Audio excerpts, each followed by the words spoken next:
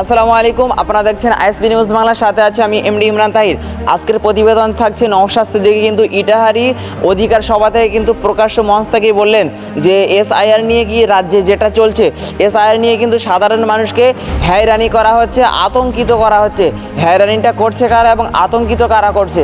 হয়রানি কিন্তু করছে বিজেপি সরকার আর এবং আতঙ্কিত করছে কিন্তু পশ্চিমবঙ্গের যে দল আছে তৃণমূল কংগ্রেস শাসক দল, এই শাসক দল কিন্তু মানুষকে আতঙ্কিত করছে। এই বিষয়টা নিয়ে কিন্তু নওশাদ সিদ্দিকী কি বলেন আমরা সরাসরি শুনে নিব। চলুন আমরা ভিডিওটি দেখে নেই।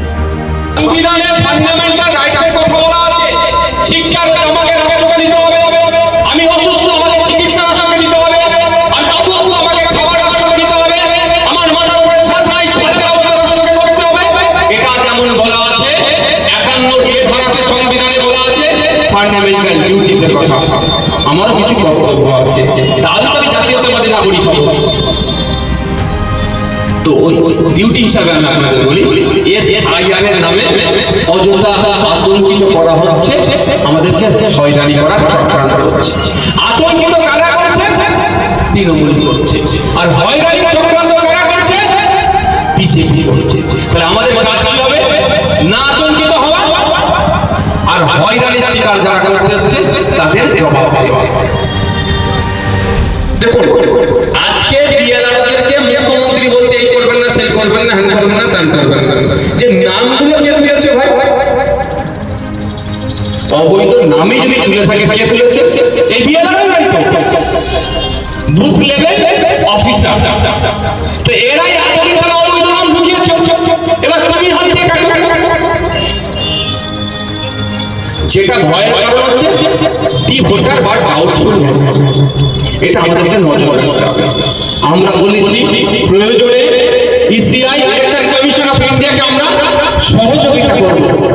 আমাদের এলাকায় দাদু মারা গেছে, বাপ মারা গেছে, এখন এসে কিন্তু ভোট ঠিক কবর থেকে দিয়ে দেয়, শ্মশান থেকে দিয়ে দেয়। আর ভোটের সময় দাদুকে বাবাকে পাওয়া যাবে, কবর থেকে উঠে এসেছে, নালে শ্মশান থেকে গিয়ে ভোট দিয়ে দিয়েছে। সেই নামগুলো বাতিল করতে হবে না ভাই।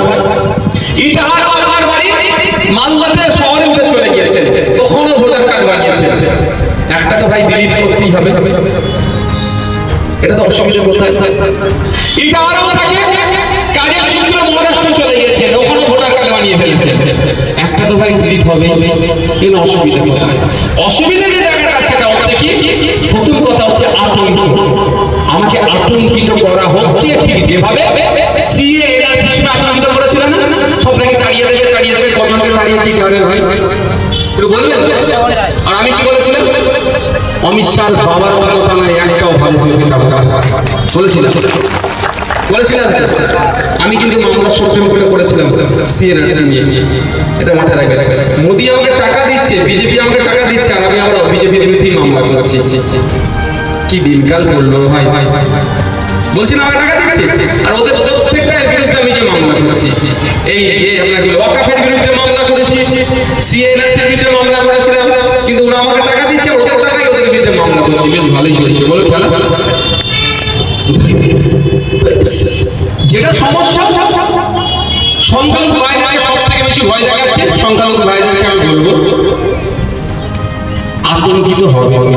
আমাকে একবার কি উত্তর দিতে হবে, আপনার দাদুরা বাংলাদেশ থেকে এসেছে না? বলতে আসতে বলছেন কেন? বলা কেন নেই কেন? আপনার দাদুরা বাংলাদেশ থেকে এসেছে, পাকিস্তান থেকে এসেছে, আফগানিস্তান থেকে এসেছে, তাহলে ভয় পাচ্ছেন কেন? প্রথম কথা বলো, ভয় পাচ্ছেন কেন? আপনার শিকড় তো এখানকার, তাহলে আপনি ভয় পাচ্ছেন।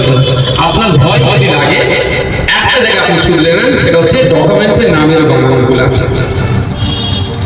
মোহাম্মদ আব্দুল করিম মোল্লা নাম আছে ভোটার কার্ডে, আধার কার্ডে আব্দুল করিম মোহাম্মদ মোল্লা, স্কুল সার্টিফিকেটে মোল্লা মোহাম্মদ আব্দুল করিম, এই হয়। আবার মোল্লা বানান ভুল, আব্দুল বানান ভুল, কে ও আগাইয়ের করিম, কে এ আগাইয়ের করিম, এই হয়। এই হয় আছে ভাই, এটা ঠিক করে না। আর নাকে তেল দিয়ে ঘুমান, কি বললাম? এটা ঠিক করে নাকে তেল দিয়ে ঘুমান। আপনার বাড়িতে কাগজ আছে, আপনি খুঁজে পাচ্ছেন না, সেটা আপনার ব্যর্থতা। আজকে আপনাদেরকে আমি খুঁজবেন সে রাস্তাটা বলে দিয়েছি। আচ্ছা, আপনারা যারা এখানে আছেন, যারা মুসলিম সম্প্রদায়, যারা বেশি ভয় পাচ্ছেন, ভয় খাওয়ানো হচ্ছে, ভয় পাচ্ছে না, ভয় খাওয়ানো হচ্ছে। আমি তো ভয় পাইনি। আমার কাছে আমার দাদুর ভোটার লিস্ট আছে, আমার কাছে সবার দাদুর ভোটার লিস্ট পাবে। ওই দেখুন, যারা একটু আপনাদের এখানে দেবে, যারা ছেলে ফেলে দেবে, এ আছে না, কি বলে দেখি সাইবার কাফে টাফে আছে, বা একটু ছেলে আপডেটেড ছেলে আছে, তাদেরকে বলবে সব বার করে দেবে। ভাই আমি বলবো, আমি অনুরোধ করবো, যারা জানেন পাশের লোকের সহযোগিতা করবে, আতঙ্কিত হবে না।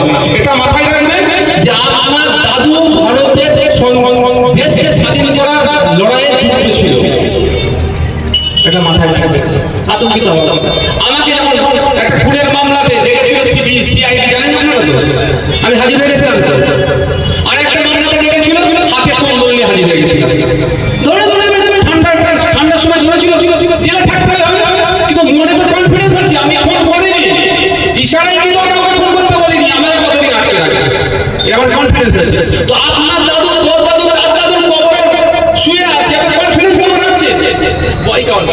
আচ্ছা বলুন, এখানে যারা উপস্থিত আছে, আপনারা কার জায়গাতে আছেন? নিজস্ব জায়গা অবশ্যই, নালে থাকতে দেবে, তৃণমূল মেরে তুলে দিত, দিয়ে দখল করে। কার জায়গা? দাদুর জায়গা, ম্যাক্সিমাম দাদুর জায়গা। যাদের তাদের একটু টাকা পয়সা হচ্ছে, নতুন জায়গা কিনে উঠে গিয়ে বসেছে, ম্যাক্সিমাম দাদুর জায়গা। তো দাদু কাকা, ছোট কাকা চালের খনিটা ভাইপোর হুকুম দিয়ে যাচ্ছে, মামলা হয়ে গেছে, এটা হাতে কোটকুটা রায়গঞ্জ কোর্টে মামলা চলছে, এরকম হয়নি ভাই? ছোট কাকা বা ছোট চাচা ছাঁচটা একটু আমার ছাঁচের উপরে উঠে গেছে, মামলা হয়নি। আমি বোঝানোর জন্য বলছি, মামলা হয়ে গেল কি দেখে? মামলাটা গ্রান্টেড হলো কোর্টে, মামলাটা গ্রহণ করলে কিসের ভিত্তিতে? কাগজ দেখে তো, সে কাগজটা কি আপনার দাদুর দলিল তো, ওইটাই তো আপনার কাছে হাতিয়ার। আপনি ভয় পাচ্ছেন, ভয় না আপনাকে খাওয়াতে পারলে তাহলে বিজেপি তৃণমূলের বাইনারি হবে কি করে? গতকালকে শুভেন্দু অধিকারীর উপরে আক্রমণ হয়েছে, ওটা বাংলা সংস্কৃতি নয়, তৃণমূলটা নিয়ে আসছে, আমার উপর আক্রমণ হয়েছিল, এটা উচিত নয়। আমাদের ভিডিওটি ভালো লাগলে আমাদের ভিডিওর সকলের কাছে শেয়ার করে পৌঁছে দিন এবং আমাদের চ্যানেলকে সাবস্ক্রাইব করে আমাদের পাশেই থাকুন। দেখা হচ্ছে পরবর্তী ভিডিওতে।